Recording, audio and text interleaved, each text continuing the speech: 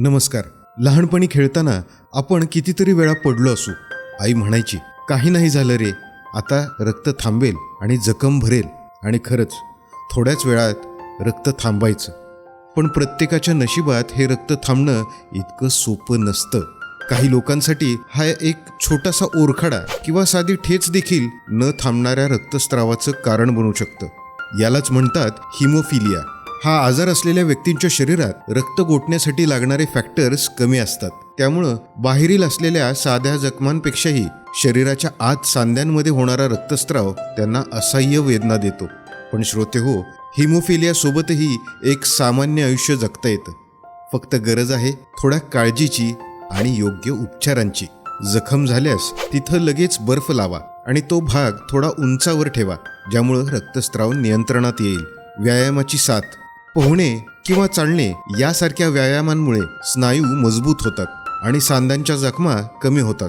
औषधांची खबरदारी. डॉक्टरांच्या सल्ल्याशिवाय कोणतंही पेनकिलर घेऊ नका.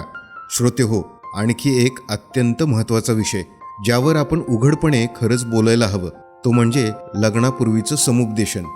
हिमोफिलिया हा अनुवंशिक आजार असल्यामुळं लग्नापूर्वी किंवा अपत्य नियोजनापूर्वी तज्ज्ञ डॉक्टरांचा सल्ला आणि जेनेटिक टेस्टिंग हे करणं खूप गरजेचं आहे. जर कुटुंबात हिमोफिलियाचा इतिहास असेल तर ही चाचणी नक्की करा. योग्य माहिती आणि सावधगिरीमुळे आपण पुढच्या पिढीला या वेदनांपासून सुरक्षित ठेवू शकतो. हे केवळ स्वतःसाठी नाही, तर आपल्या येणाऱ्या पिढीच्या आरोग्यासाठी उचललेलं एक जबाबदार पाऊल आहे. श्रोते हो, हिमोफिलिया असलेल्या रुग्णांना दया नकोय, तर हवी आहे ती तुमची आमची साथ.